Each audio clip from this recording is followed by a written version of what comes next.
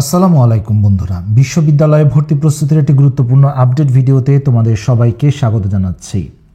বন্ধুরা, তোমরা অনেকেই ঢাকা সেন্ট্রাল ইউনিভার্সিটি অর্থাৎ 7টি সরকারি কলেজের কোন কলেজটি সেরা, কেন সেরা, কোন কলেজে কি পরিমাণ আসন রয়েছে, কোন কলেজে কি ধরনের ফ্যাসিলিটিস রয়েছে অনেকেই জানতে চেয়েছিলে। বিষয়টি খুবই গুরুত্বপূর্ণ, কারণ যখন সেন্ট্রাল ইউনিভার্সিটির আবেদন কার্যক্রম শুরু হবে বা ভর্তির বিষয়টি আসবে, তখন কিন্তু তোমাকে অবশ্যই চয়েসের একটা ব্যাপার থাকে যে কোন কলেজটা ভর্তি হবো, কোন কলেজে ভর্তি হব না, বা কোনটি আমার কাছে হবে, কোনটি দূরে হবে, বা কোনটি আমার জন্য পারফেক্ট হবে।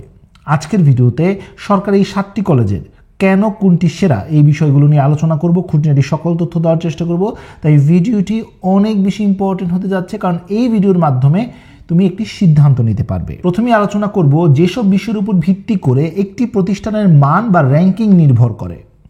প্রথমত হচ্ছে ওই শিক্ষা প্রতিষ্ঠানের পাঠদান পদ্ধতি এবং শিক্ষার মানটা কেমন।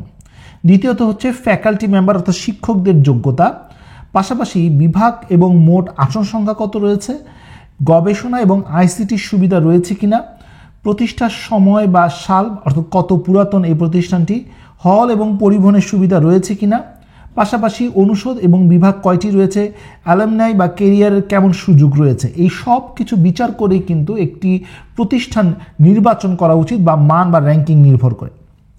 যাই হোক বন্ধুরা, আমরা বাকি বিষয়গুলো জেনে নেই। প্রথম যে কলেজটির নাম বলবো সেটি হচ্ছে সরকারি তিতুমির কলেজ। এটি একটি কম্বাইন্ড কলেজ এবং কম্বাইন্ড কলেজ হিসাবে একে আমি 1 নম্বর অর্থাৎ প্রথমে স্থান দিব, কারণ প্রতিষ্ঠানটির প্রতিষ্ঠাকাল 1968 সাল। মোট বিভাগ রয়েছে 24টি, হল এবং পরিবহনের সুবিধা রয়েছে। এখানে তোমরা দেখতে পাচ্ছ যে বিজ্ঞান অনুষদে প্রায় 1510টি আসন রয়েছে। বন্ধুরা, আসন সংখ্যাগুলো অবশ্যই পরিবর্তনশীল, কারণ এবার নতুন আসন সংখ্যা দিবে। মানবিক বিভাগে তোমরা দেখতে পাচ্ছ যে 2790টি মতো আসন রয়েছে। কিছু সাবজেক্ট রয়েছে যেমন ভূগোল, পরিবেশ, মনোবিজ্ঞান, পরিসংখ্যান, গণিত, এগুলোতে কিন্তু আনুপাতিক হারে এগুলো বন্টন করা হয় বিভিন্ন বিভাগের জন্য। বাণিজ্য বিভাগে প্রায় 1765-র কম বেশি আসন রয়েছে। মোট প্রায় 5765 আসন রয়েছে এই কলেজটিতে। আর এখানে ছাত্রছাত্রী উভয়ই আবেদন করতে পারে, যেটা প্রথমেই বললাম এটা একটি কম্বাইন্ড কলেজ। বন্ধুরা, আসন সংখ্যাগুলো অবশ্যই পরিবর্তনশীল, আর শুধুমাত্র তোমাদের ধারণার জন্য বিষয়গুলো ধারণা নিতে পারো। দ্বিতীয় যে কলেজটির কথা বলবো সেটি হচ্ছে ঢাকা কলেজ। যদি ছাত্রদের কলেজ চিন্তা করো তাহলে সেটাকে আমি প্রথম স্থান দিব, কারণ ছাত্রদের মধ্যে এই কলেজটি সবচেয়ে ভালো অবস্থানে রয়েছে। আর যদি ওভারঅল চিন্তা করো তাহলে দ্বিতীয় অবস্থানে থাকবে ঢাকা কলেজ।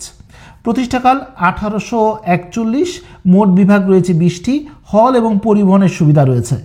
এখানে বিজ্ঞান অনুষদে প্রায় 1090টির মতো আসন, মানবিক বিভাগে প্রায় 1825টি এবং বাণিজ্য অনুষদে প্রায় 600টি আসন রয়েছে। মোট 3515টি আসন রয়েছে এবং এটা শুধুমাত্র ছাত্রদের জন্য। তৃতীয় অবস্থানে রয়েছে ইডেন মহিলা কলেজ। আর ছাত্রীদের যদি চিন্তা করো, ছাত্রীদের কলেজ, তাহলে সেটা 1 নম্বর অবস্থানে রয়েছে। প্রতিষ্ঠাকাল 1873, মোট বিভাগ রয়েছে 25টি, হল এবং পরিবহনের সুবিধা রয়েছে। এখানে বিজ্ঞান বিভাগে প্রায় 1225টি, মানবিক বিভাগে 2480টি এবং বাণিজ্য বিভাগে 1055টির মতো আসন রয়েছে। মোট প্রায় 4760টির মতো আসন রয়েছে এবং এটা শুধুমাত্র ছাত্রীদের জন্য। চতুর্থ অবস্থানে রয়েছে সরকারি বাংলা কলেজ।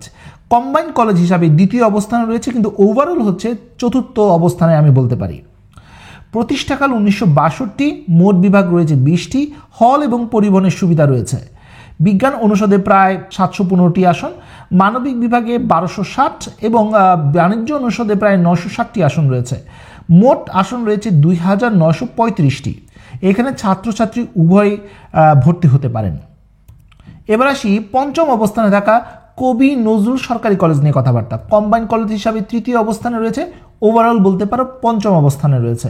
প্রতিষ্ঠাকাল 1874, মোট বিভাগ রয়েছে 18টি, হল এবং পরিবহনের সুবিধা রয়েছে।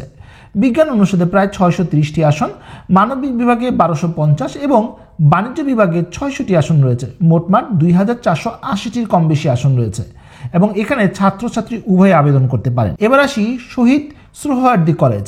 কম্বাইন্ড কলেজ হিসাবে চতুর্থ অবস্থানে রয়েছে এবং ওভারঅল 6 নম্বরে বলতে পারো।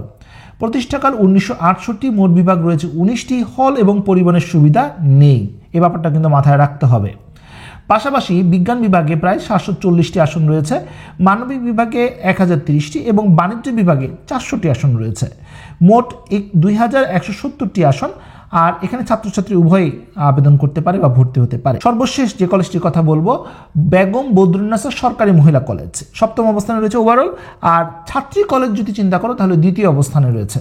প্রতিষ্ঠাকাল 1948, মোট বিভাগ রয়েছে 22টি, হল এবং পরিবহনের সুবিধা রয়েছে। এখানে বিজ্ঞান বিভাগে 590টি আসন, মানবিক বিভাগে 875 এবং বাণিজ্য বিভাগে মাত্র 130টি আসন রয়েছে।